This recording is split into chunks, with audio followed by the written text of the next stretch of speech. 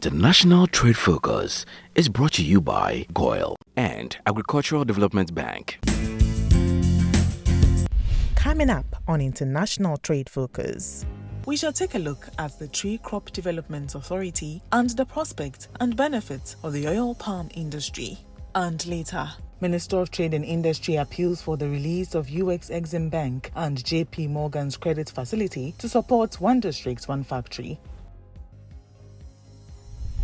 Hi there, thanks for tuning in to another edition of International Trade Focus. My name is Anna Spew. Now, the importance of diversifying Ghana's export space cannot be overemphasized. A strong, non-traditional export sector is critical to the economic growth of the country.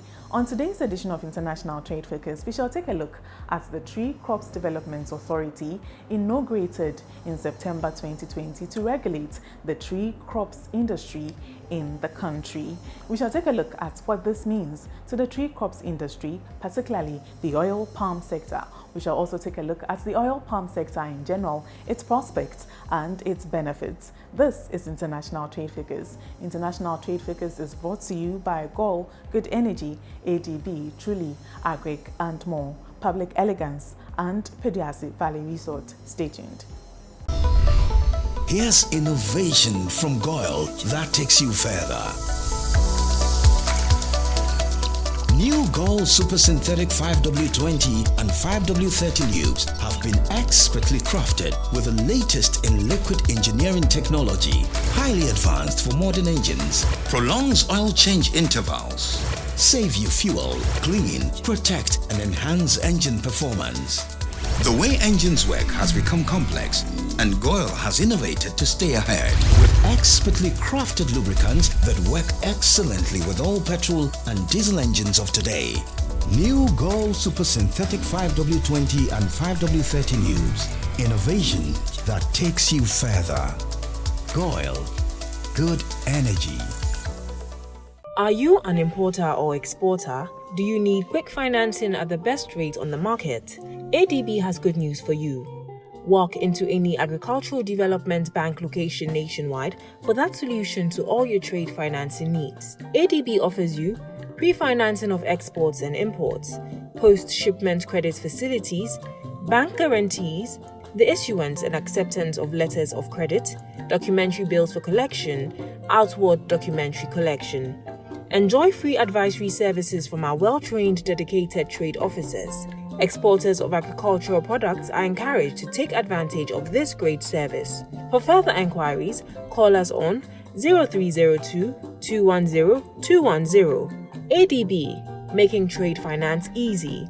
ADB, Truly Agric and more.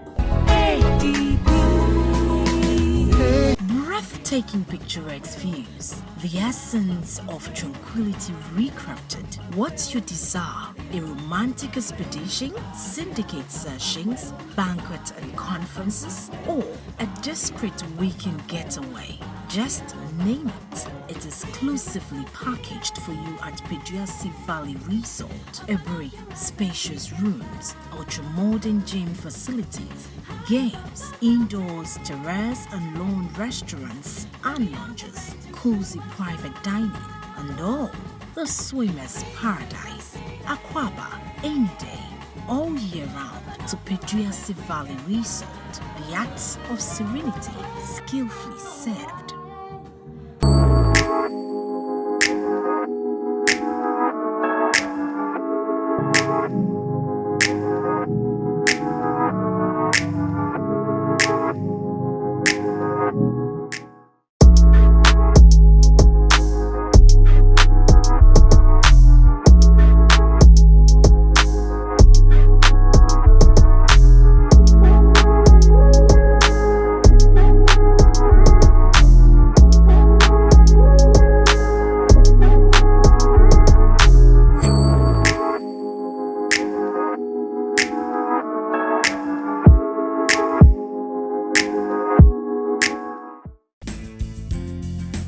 Stay tuned for our focal point segment.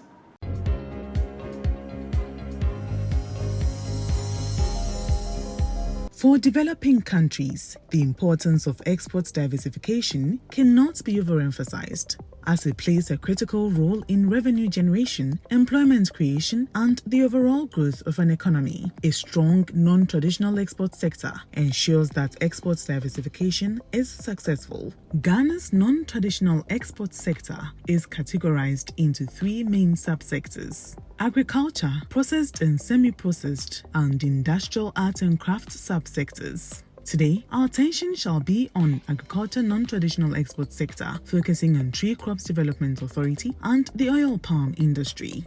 In September 2020, President Nana Addo Dankwa Akufo-Addo inaugurated the Tree Crops Development Authority in Kumasi in the Ashanti region. It's part of government's long-held ambition to diversify Ghana's agricultural exports by developing the tree crops subsector. The Tree Crops Development Authority, which falls under the purview of the Ministry of Food and Agriculture, will operate like the Ghana Cocoa Board and regulate 7 tree crops: mango, cashew, shea, rubber, coconut, oil palm, and coffee.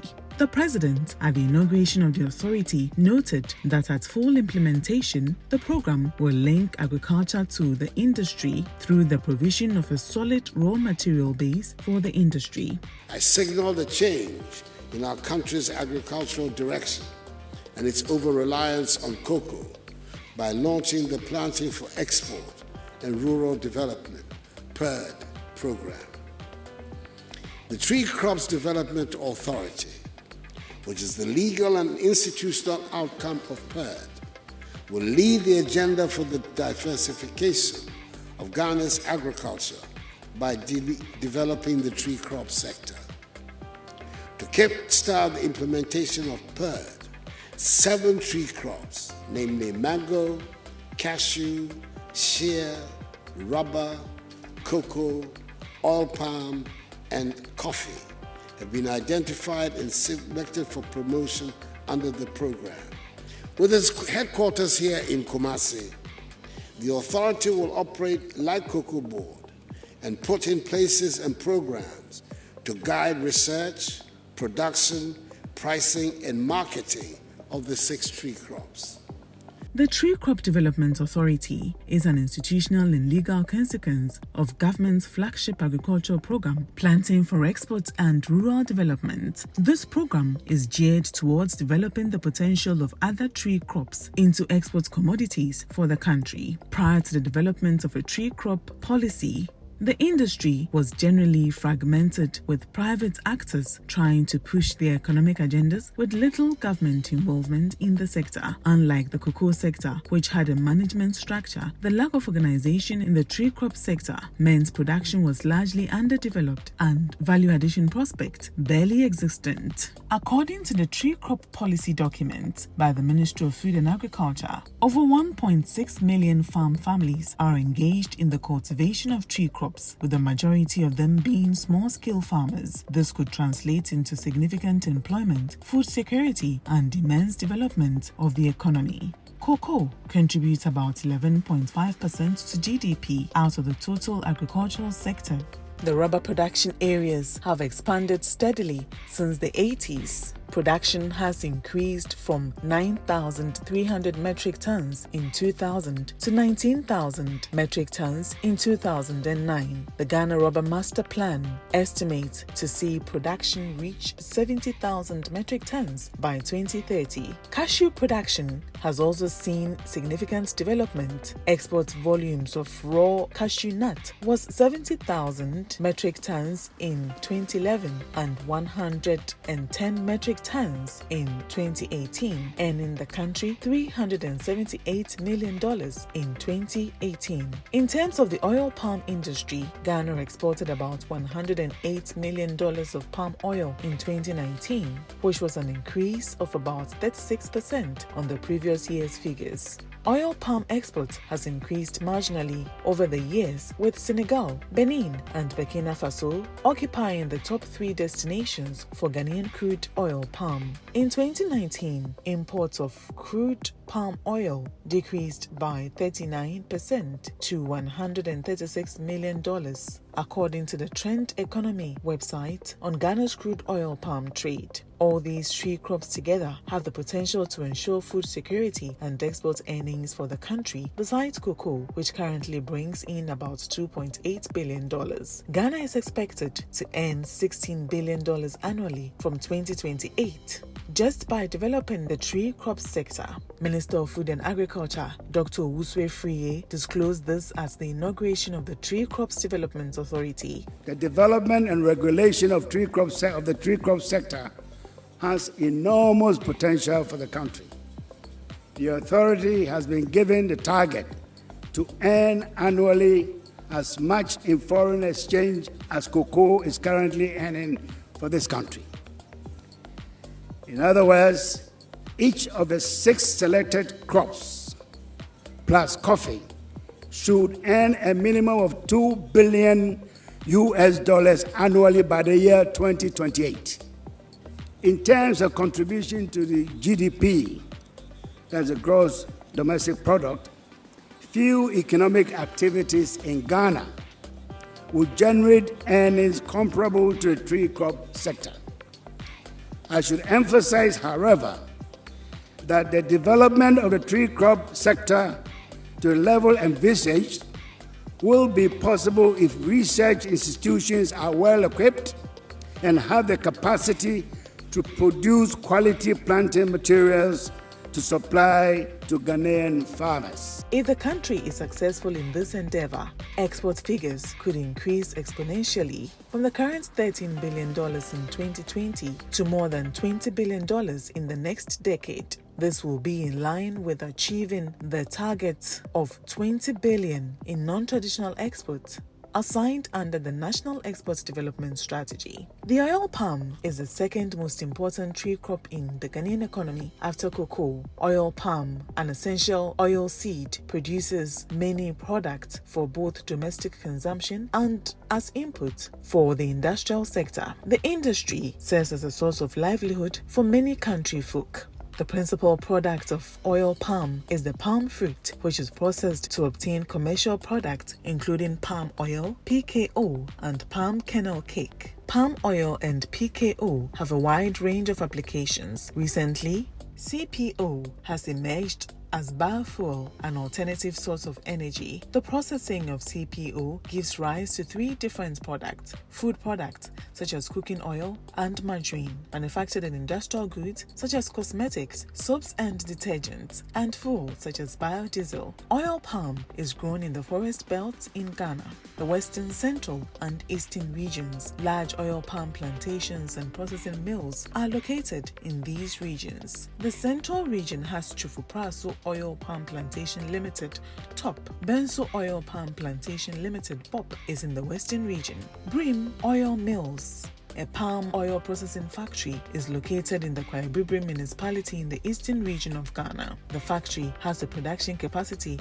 to produce 300 tons of palm oil and palm kernel oil every hour. Government is supporting Brim Oil Mills in establishing a 5,000-acre nucleus farm of oil palm. With this, will engage some 15,000 outgrowers in the next 6 years and provide stable raw material for the factory. Daniel Ano is the director of Brim Oil Mills. Capable of processing about 560 tons of FFB, fresh fruit bunch, per day. 500 of palm oil, a day. And then after that, we extract what we call palm kernel oil, which is almost about 10% of that 560 tons per day.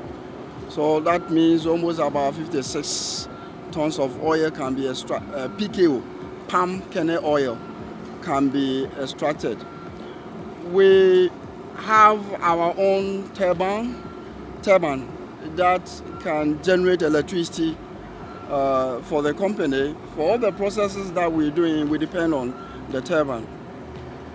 We have what we call boiler, and that boiler is supposed to generate steam to sterilize our fruits and also to propel the turbine, so that the turbine can generate electricity for the factory. And there is also market for the products. And if you look around, you can see that we can, if we get to the maximum capacity, we can employ a lot of people. The Minister of Trade and Industry, Honorable Alain Kyerematen, on an official visit to Brim Oil Mills in 2020, reiterated the importance of the oil palm sector as a strategic industry to diversify the country's exports away from gold and cocoa. In 2010, Ghana imported about 112,000 metric tons of vegetable oil, of which almost 45% was palm oil, crude and refined. Currently, according to the Executive Secretary of the Oil Palm Development Association Ghana, OPDAC, Selom Kwame, local production of vegetable cooking oil far outweighs domestic demand of vegetable cooking oil, which is a little over 300,000 metric tons annually. He added that the local palm oil mills can produce vegetable oil to the tune of 600,000 metric tons annually. This, he believes, will save the country a lot of revenue. In 2019, Ghana witnessed a growth in performance of palm oil and its fractions, olein. This growth, according to the Ghana Exports Promotion Authority (GEPA), was triggered by a high demand for the product, adherence to the protocols of the ECOWAS Trade Liberalization Scheme by most member states, as well as relentless trade facilitation efforts by the GEPA. According to stakeholders, the oil palm sector's potential is enormous, from employment creation to generating the much-needed foreign exchange. Building a strong oil palm sector that has the capacity to compete on the global market requires concerted government and private sector coordination. Policy initiatives such as Planting for Food and Jobs, Planting for Exports and Rural Development, and the inauguration of Tree Crops Development Authority and the development of a robust national exports development strategy, industry players believe is a step in the right direction to give the tree crops industry, particularly the oil palm sector, the boost it needs. On our in-depth segment, we had a conversation with the Executive Secretary of the Oil Palm Development Association, Selom Kwame. We took a look at the oil palm industry in general, its prospects and its benefits. We also took a look at the Tree Crops Development Authority and what it means for members within the oil palm industry. Take a look.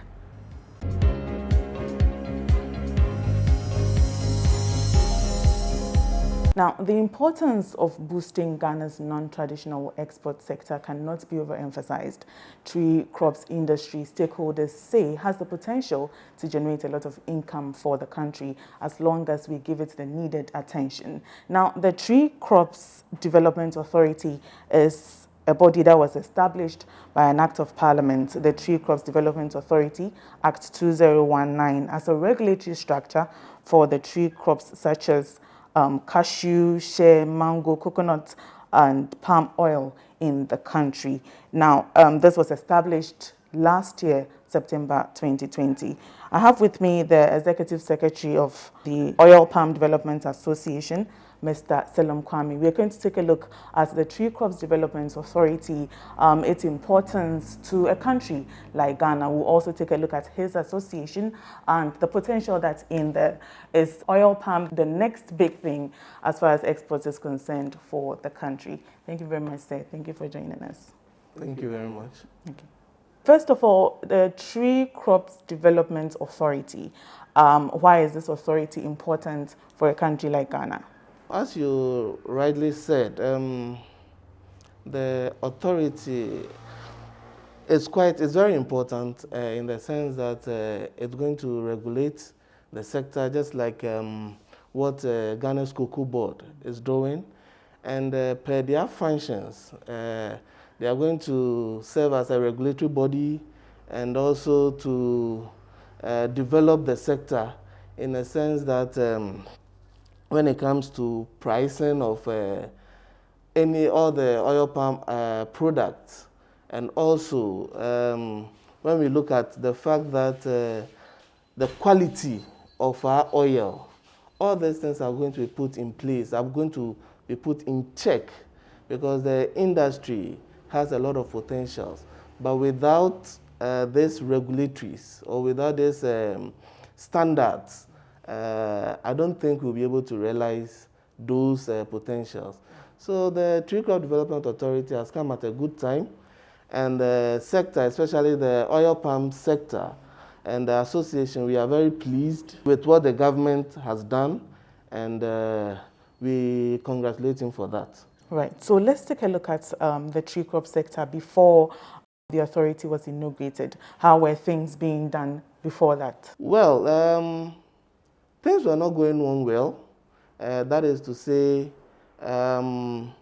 before, even once that it has been established, issues like standards, the standards of palm oil and the production, there are a lot of new technologies in the system, but actors are not willing to learn or to take up those new innovations to increase yields and to get the quality of oil, of the quality of palm oil produced.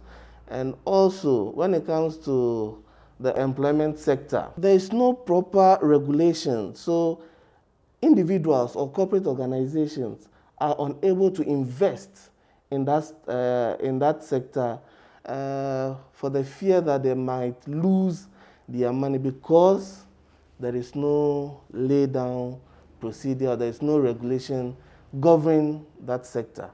So things were actually what we, a layman would say, kobo. Yeah, that was how the sector is.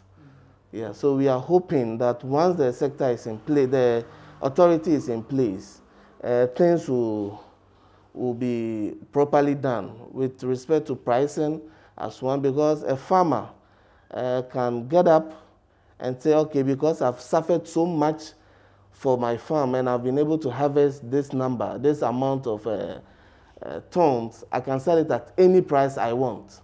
A processor will also go and buy it, go and buy the fresh fruits and say, okay, because I've also suffered, I'll sell it at this much. So there's no regulation when it comes to pricing as well. So we are hoping the authority will be able to put some mechanism in place to check all those things.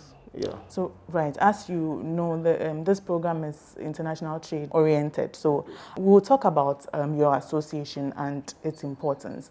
But before that, briefly, touch on the benefits that the country stands to gain from tree crops as far as exports is concerned. Well, when it comes to exports, you know, one of the biggest revenue generation points for the government and even for individuals and corporate organizations is about export. And when it comes to the tree crop, I think in the minister's inauguration speech during the launch of the Tree Crop Development Authority, as at now, he was, I think, the previous years, he said tree crops was able to raise about $1.6 billion. That is for export, and he envisaged more. So when it comes to trade and with regards to tree crop, the potentials are skyrocketing and enormous, as to say, because I don't know, I really don't know how to put the words like with regards to the benefits, because when it comes to, let's say, for example, the CPU, when we try, because Ghana right now, in Ghana, I would say we are not even self-sufficient. So before we become self-sufficient and talk of exports, the price on the world market price as of today is around $1,000 and something per ton.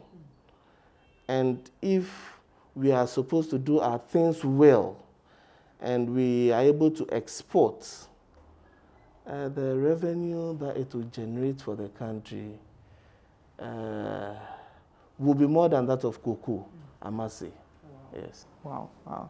That's a huge and interesting claim. You are the Executive Secretary of the Oil Palm Development Association, which is under the Tree Crops Development Authority. So tell us, first of all, tell us about the association and what your roles and responsibilities are.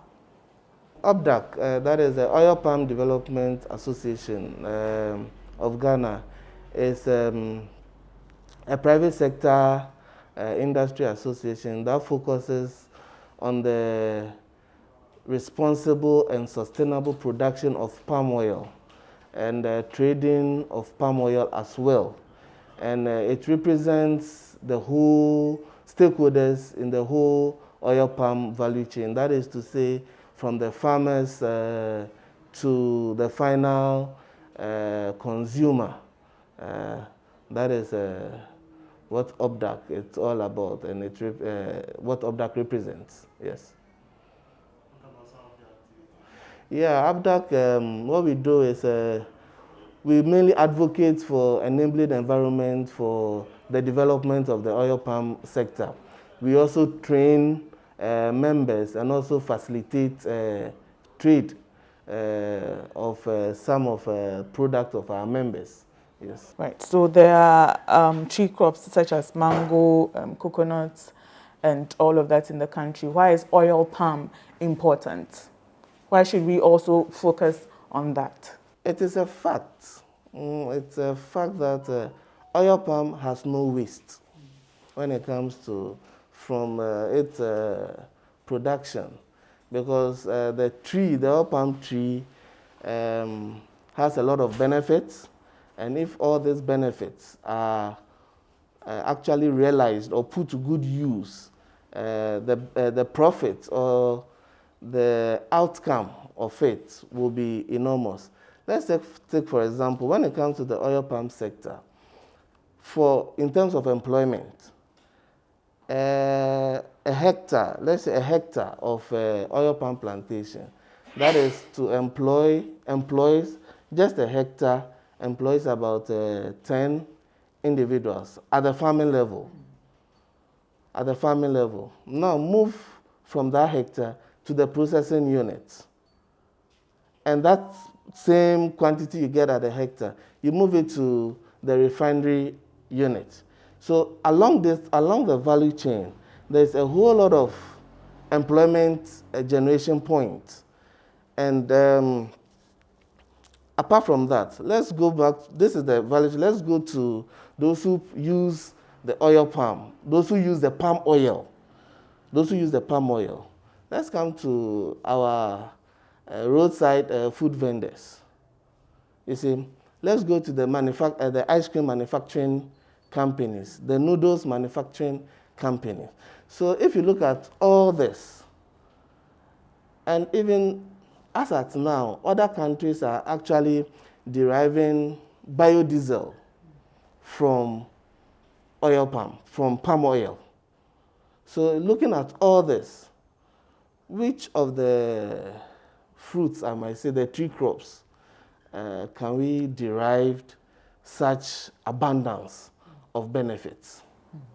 So do you have some members under your association who do exportation, who export some of their wares to different countries? What do they export? Well, we have members who export CPO, that is the crude palm oil, to Togo, to our neighboring countries, such as Togo, Nigeria, Burkina Faso, and the others. And we have others who also export the palm kernel shells to Italy and other countries. Yeah. So other countries also come in to buy this what we call the palm olein. That is the vegetable cooking oil. We export some of this product as well. More room for improvement. So what do you think they will need? Support from relevant stakeholders. What kind of support would they need from relevant stakeholders in order to do that? Because that is also very important. We are talking about income generation and all of that. Adding value would put our products on some pedestal So what kind of support or what level of support will the association or members under the association need from relevant stakeholders, government, private sector, and? Yeah, I think the best, the foremost help or assistance members will be happy about is on research and development. If, let's say, for example, TCDA, through their research wing, is able to come out with some innovative products that that is in line with palm oil, I think that will help. Because when we did a survey and we went around the whole nation, and we were trying to get ideas from our members. What is the number one thing that they need? And it all came as a surprise that it wasn't about financing, though the sector needs financing, but it wasn't about financing.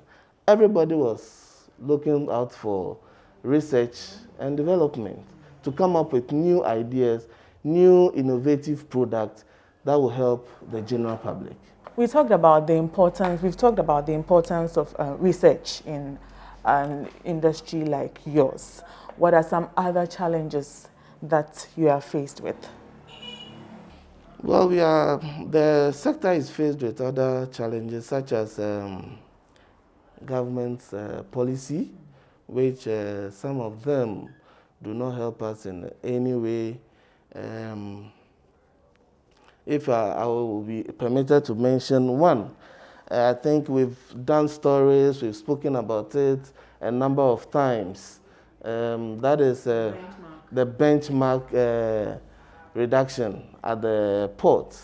That is one. We also have a land tenure issues, the land tenure system. And we also have what I would say,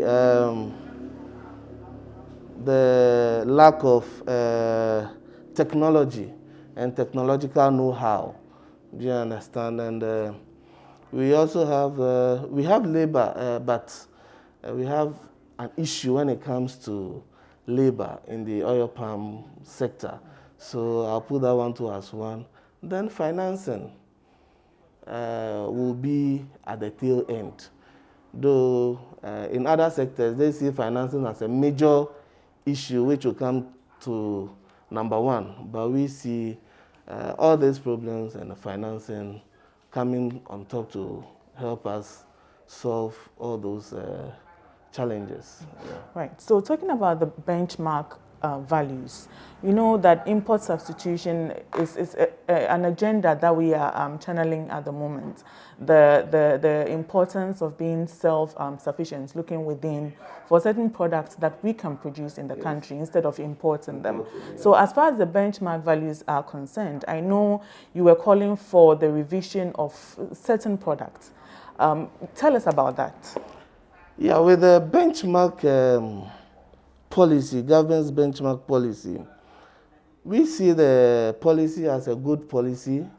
We are not condemning the policy.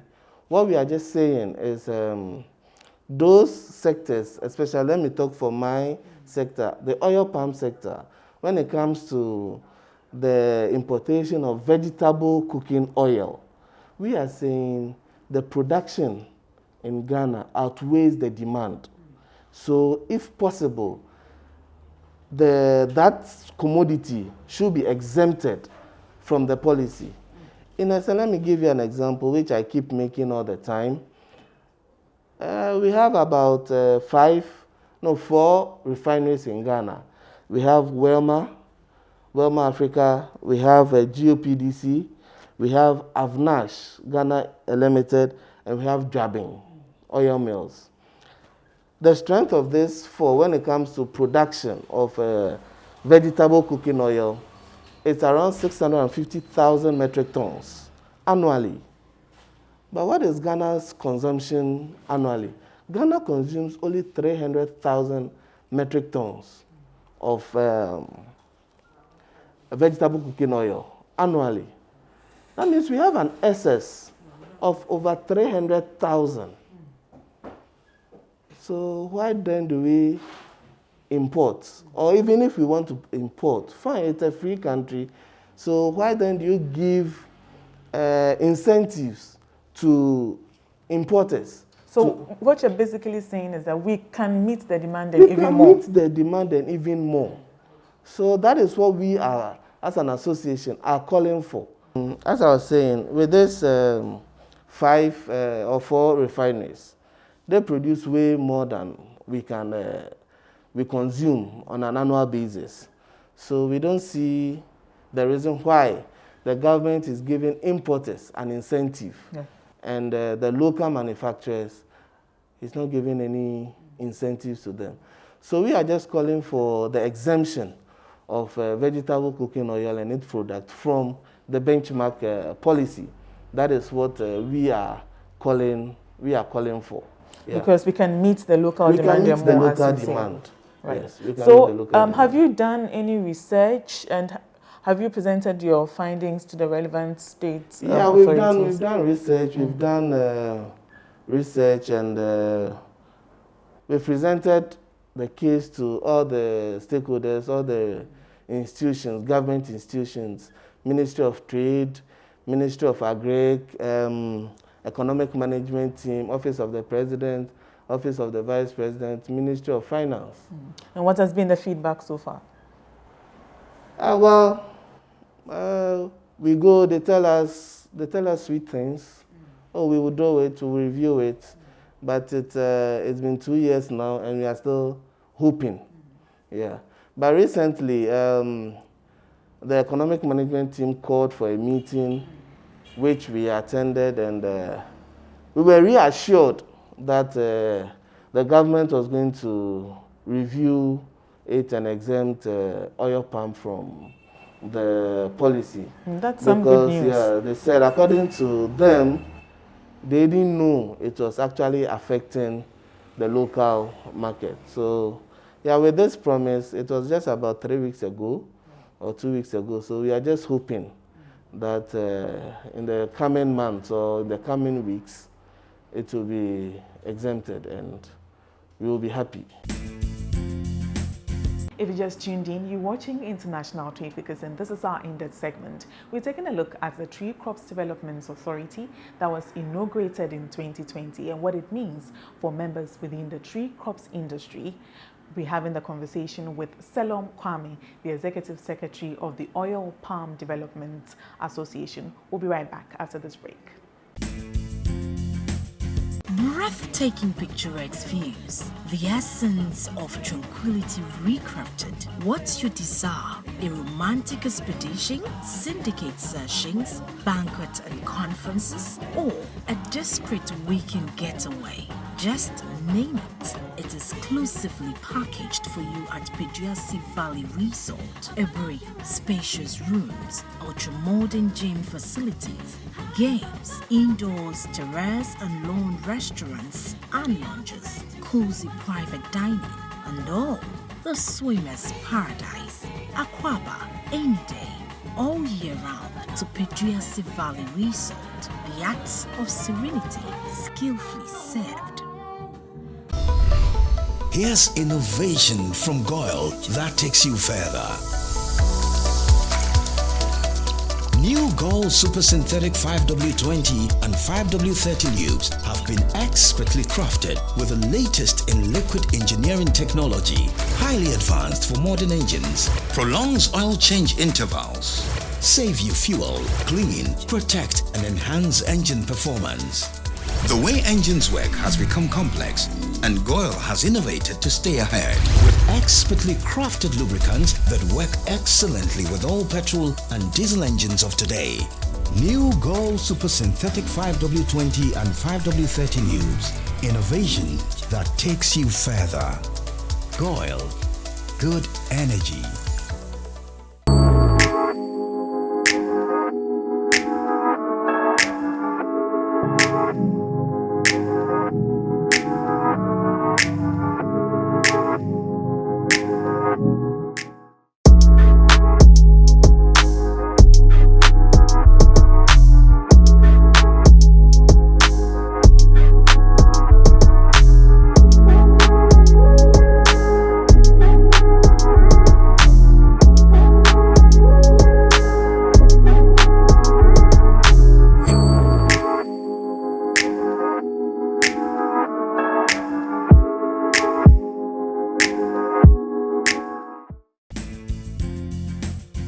warm welcome back. You're watching International Trade Focus, and this is our in-depth segment. We're discussing the oil palm industry, its prospects and its benefits. The conversation continues with Selom Kwame, the Executive Secretary of the Oil Palm Development Association. Right, and then there's the issue of the states losing revenue due to vegetable smuggling. Yes, yes, yes. I think due to smuggling, vegetable oil smuggling. I think in was it 2019 or 2020 or 2019, we did a research and it came out that the government was losing about $3 million monthly through our porous borders. A lot of companies smuggle vegetable oil into the country from Togo. What they do is they actually, or even they say it's on transit. So it passes through the borders. When it gets to the north, the oil vanishes. It doesn't get to Burkina Faso or wherever it is intended to go. It vanishes within the north. It finds its way in the routes that they use, and all these routes have been communicated to the authorities. Yeah. So with this, is it 600,000 metric tons production capacity that we have? It looks like there's some export opportunities even most of the institutions like Walmart. I think Walmart exports almost about 40% of its production to other West African countries. Yeah, and others also do same. I know Avnash also does exportation. GOPD is also exposed to Sudan and other countries as well. Yes. Mm-hmm. Right. So let's take a look at some governmental institutions and the support that they've given the association. I believe that there's something on the Lands Commission providing some number of seedlings, right? Tell us a little bit about that. Well, when it comes to support from the government institutions, with regards to oil palm, I think this administration, that is the Nanado's administration, when it comes to support and initiatives, they've come out with some good initiatives. That is the planting for export and rural development, which paid. And also we have the Minerals Commission also has a project called Alternative Livelihood Program. And I think of which the Lands Commission also partnered to develop 4 million oil palm seedlings, which will be distributed to farmers for free. And I hear that 4 million seedlings are going to areas where there is the illegal mining to serve as an alternative livelihood program for these galamseyers. So some reforestation. Yes, some reforestation and reclaiming of the land. But we have a little bit of a reservation when it comes to that, because when it comes to oil palm, it takes 2.5 to 3 years before the tree starts fruiting, and even for you to start making some revenue from that. So between planting and the 2 years or 3 years of waiting, what are these galamseyers that you claim it's an alternative livelihood? What are they going to do? So we were thinking that with the implementation, just like other projects, it needs a little bit of a broader consultation with the private stakeholders. Because when you look at it, it's the private stakeholders or the private sector who are going in to buy those FFB, the fruits from these farmers. And some of our members have also gone out to do some outgrower schemes. So we're thinking if this implementation, if these projects was even linked to some of these big mills, they can support these galamseyers with a little bit of financing as they wait for the fruiting of their crop, because it's something that they've done, they've been doing. You understand? So once you are waiting, they even give you training on how to keep your farm. And this training will also help these galamseyers not to go back to do the galamsey, because you've given me seedlings. It doesn't come with any incentive, money, or whatever. I go and put the seedlings that I plant. I have the land, I plant. You're giving me a portion of land to plant. I have. What else? I'm waiting for 2 years. How do I wait for 2 years? I need money. I have to feed my family. My children are going to school and all that. How would they survive? But if it were to be linked to some of these plantations, maybe they will come in knowing that when the trees start fruiting, it will be coming to us. So why don't we support them financially with some training, with some incentives, and all other livelihood supports? So I think it's a good initiative, but I think we have to go back to the drawing board and look at the implementation again. Oil palm industry. You know that most of the time when we talk about farming, it's something that the youth shuns away from, because we see it as something that's for people who've not had some level of education. It's not lucrative enough and all of that. You are in the sector. I'm sure we are well educated. You know the latest technology. You know it's lucrative enough. So why should the youth get involved in this sector? Well, the oil palm sector is very lucrative right from the farming level. You understand? It's because when we look at it, the only issue, or let me say, what makes it a little bit challenging, it's most of our farmers are not practicing, are not using the best management practices. So it looks as if you invest more, but the outcome is little. So that is where the issue is.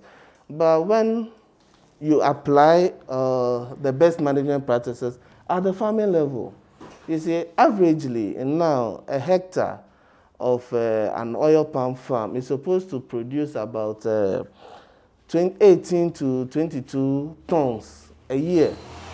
But averagely, in Ghana now, instead of the 18 to 22 tons, averagely, Ghana, we are just looking at 4 to 6 tons, which doesn't make it attractive for anybody who sees this.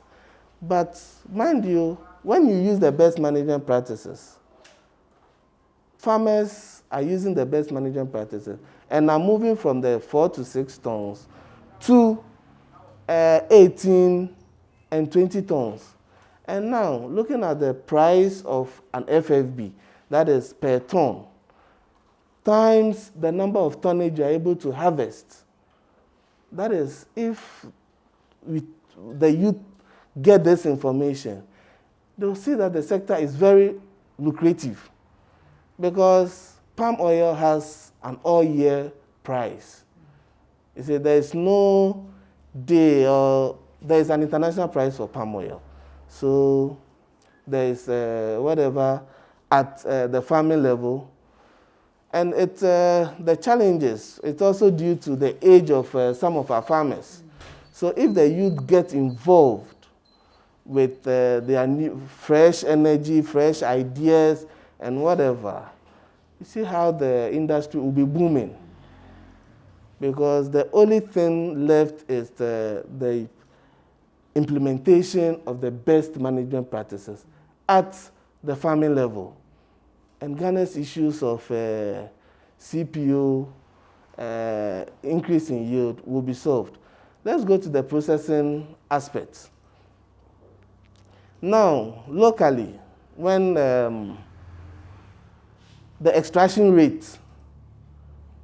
The extraction rate at the mill is currently very low in Ghana, but you just need a little bit of training and how do we call it?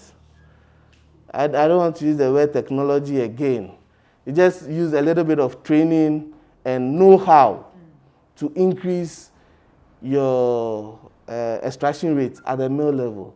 And if the youth are given this training and know-how, and they are able to turn a few things around and see the outcome of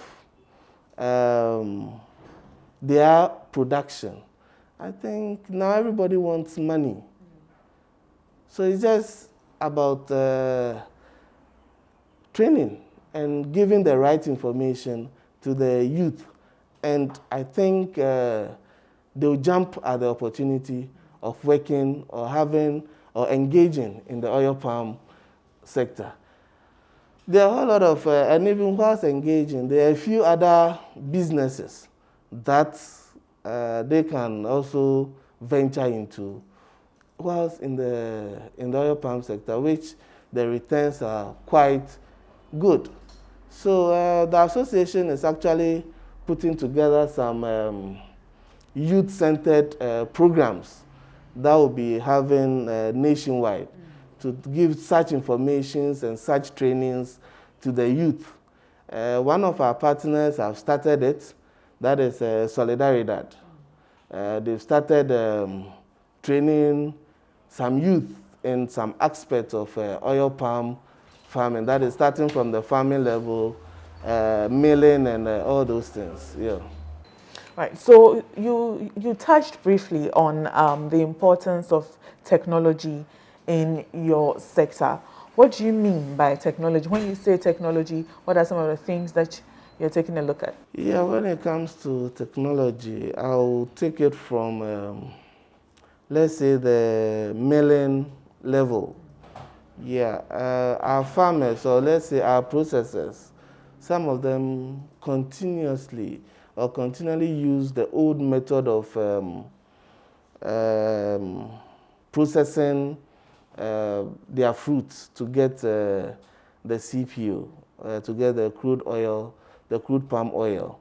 There are new technologies whereby they are very simple and easy, automated, but you get the needed results. Those ones are machine or equipment based. Yeah, most of them still use what we call the, how do you call it, the spring, the swindle press, which is an old technology, which also demands a lot of manpower, which is outdated now. So when it comes to technology, these are some of the issues that we need to look at. And at the farming level too, maybe some soil testing, leaf testing, and some laboratory tests. But when it comes, I will focus the technology aspect right on the processing aspect of it. That is equipment changes. We need to change some of our equipment. Yeah. And the government also needs to come in with a regulatory that if you cannot produce or acquire a certain machinery, or let's say a certain equipment that will produce more, that will give you more oil, more extraction rate, I think you shouldn't go into it. Because that FFB, that food that you are using, it will be a waste. Whereby if you go to a next processor, he may use it better to get more CPO from it. So there should be a regulatory to sanitize the industry. You briefly touched on the level of support that you need from government and relevant stakeholders, but let's spell them out clearly. What level of support would you need from government and relevant stakeholders? Well, with support, we are calling for more engagement with stakeholders at the government level, and with let's say with financial institutions. With the financial institutions too, we are also calling for engagement, because we have instances where farmers, gone are the days when we say farmers don't pay their money, their loans, but some of our farmers, or most of our farmers, have come of age that they are able to pay back their loan. So we need more financial engagement and support from financial institutions. They should engage us more and have what we call an implementation plan for the oil palm sector, because there's more we could do when the farmers are given the needed support. And and the regulations, we also need from Tree Crop Development Authority, once it's in place and it's in operation, I think they should be able to come up with a pricing mechanism, and also the development of some, some structures within the sector. And when it comes to FDA and the Ghana Standards Authority, we'll call for standards. Though we've started something with them, and we are hoping that very soon the oil palm or palm oil will have its standards from seedlings to the refinery stage. Yeah. So. And then the association itself, what role will you play to ensure that this sector, your sector, is strengthened enough? Yeah, for the strengthening of the association, we are key in all the in all the things that have been listed. We have to find ways and means of engaging with the various stakeholders more, and also try to encourage and also advocate for our members to use the best management practices, and also to use the best seedlings or seed nuts in whatever they are doing in planting, and also to use the right equipment, recommend the right equipment to our members. Yeah, and also try to stand in when it comes to some of this conflict resolution. Thank you very much for joining us, Mr. Selom Kwame. Thank you so much. Okay. And that was Mr. Selom Kwame. He's the Executive Secretary of Oil Palm Development Association, Ghana. We took a look at the importance of the Tree Crops Development Authority and the role that his association is playing in boosting Ghana's non-traditional export sector. You're watching International Trade Focus. We'll be back after this break.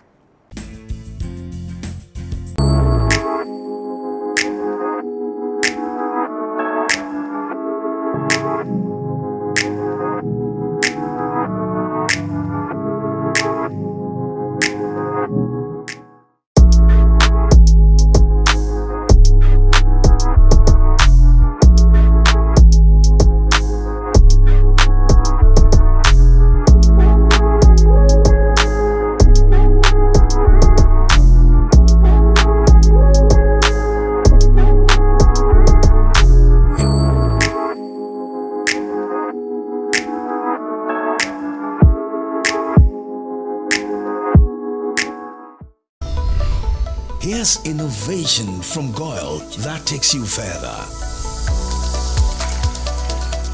New GOIL Super Synthetic 5W20 and 5W30 lubes have been expertly crafted with the latest in liquid engineering technology, highly advanced for modern engines, prolongs oil change intervals, save you fuel, clean, protect and enhance engine performance. The way engines work has become complex, and GOIL has innovated to stay ahead with expertly crafted lubricants that work excellently with all petrol and diesel engines of today. New Gold Super Synthetic 5W20 and 5W30 lubes. Innovation that takes you further. Goil. Good energy.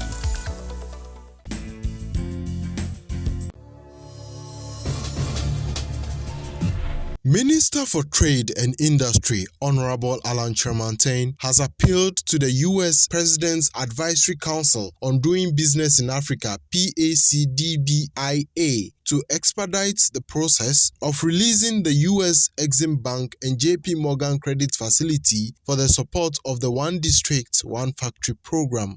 When successful, this could see the release of some $300 million to support the government's rural industrialization agenda. The minister, who was addressing a virtual roundtable held on 2nd June 2021, said the facility amount would mainly be directed at the provision of capital, equipment and machineries, as well as building factory infrastructure for beneficiary business promoters in Ghana under the One District, One Factory program. According to Honorable Alan Kyerematen, his ministry, in collaboration with other ministries, departments and agencies, commenced the implementation of a business regulatory reform program aimed at creating better regulatory frameworks for the private sector to invest in job creation. He added that Ghana offers attractive incentive frameworks and congenial business environment for U.S. investors. Meanwhile, the U.S. Ambassador to Ghana, Her Excellency Stephanie Sullivan, addressing the session, disclosed that over 120 U.S. firms currently operate in Ghana. According to her, from the development and exploration of major oil fields by Cosmos Energy to the transformation of healthcare delivery by Zipline, U.S. companies are finding success in Ghana and contributing to the prosperity in both countries. She added that U.S. innovators are eager to partner with Ghana's entrepreneurs across a wide spectrum of businesses. Director for Local Content at the Petroleum Commission, Mr. Kweku Boateng, has said that the localization ratio of employment opportunities in the oil and gas sector was positively between 75 and 80% better than some countries deploying similar systems of local content regulations. He was speaking at a webinar series organized by the UK Ghana Chamber of Commerce on the topic Local Content Compliance, Guidance for Businesses in the Extractive Sector. According to him, in terms of employment, Ghana, to a large extent, had achieved some of the goals it set out in the Petroleum Regulation 2013, LI 2204, the Petroleum Local Content and Local Participation Regulations 2013 sought to promote the maximization of value addition and job creation through the use of local expertise, goods and services in the petroleum industry value chain. Also, it sought to develop local capacities in the petroleum industry value chain through education, skills transfer, and expertise development, as well as creating a petroleum and related support industry. Mr. Boateng's outfit, which is a petroleum upstream regulatory body, ensures compliance among industry actors in the space. He noted that even in areas such as the core technical jobs in the industry which are difficult to localize, Ghanaians make up about 60% of core technical jobs currently in the oil and gas sector. So the Commission, in accordance with our localization strategy, we ensure that every position in the industry that we have a requested Ghanaian available to occupy, that position is made available to Ghana. And I think that, well, to the large extent possible, we have achieved that goal. When we look at the localization ratio in Ghana, we are looking at a region of around 75-80%. It varies because as the level of activity changes, the ratio varies. When you look at the countries that are at the similar level of development as far as oil and gas industry is concerned, I think that Ghana is not doing badly. Even when you look at the areas such as core technical positions, that are very difficult to localize in view of the emerging nature of the industry in Ghana. At least 60%, 60-65% of the core technical jobs are occupied by Ghanaians. Similar percentage can be also seen in the area of Nigeria jobs. Are you an importer or exporter? Do you need quick financing at the best rate on the market? ADB has good news for you. Walk into any agricultural development bank location nationwide for that solution to all your trade financing needs. ADB offers you pre-financing of exports and imports, post-shipment credit facilities, bank guarantees, the issuance and acceptance of letters of credit, documentary bills for collection, outward documentary collection. Enjoy free advisory services from our well-trained, dedicated trade officers. Exporters of agricultural products are encouraged to take advantage of this great service. For further enquiries, call us on 0302 210 210. ADB, making trade finance easy. ADB, truly agric and more. And it's a wrap for today's edition of International Trade Focus. Join us same time next week for some more on international trade-related activities here in Ghana and beyond. And until we come your way again same time next week, follow us on all our social media platforms for more news updates on international trade-related activities here in Ghana and beyond. International Trade Focus is brought to you by Goal Good Energy, ADB, Truly Agric and More, Public Elegance, and Pediasi Valley Resort. My name is Anna Spio. Join us same time next week. Bye-bye.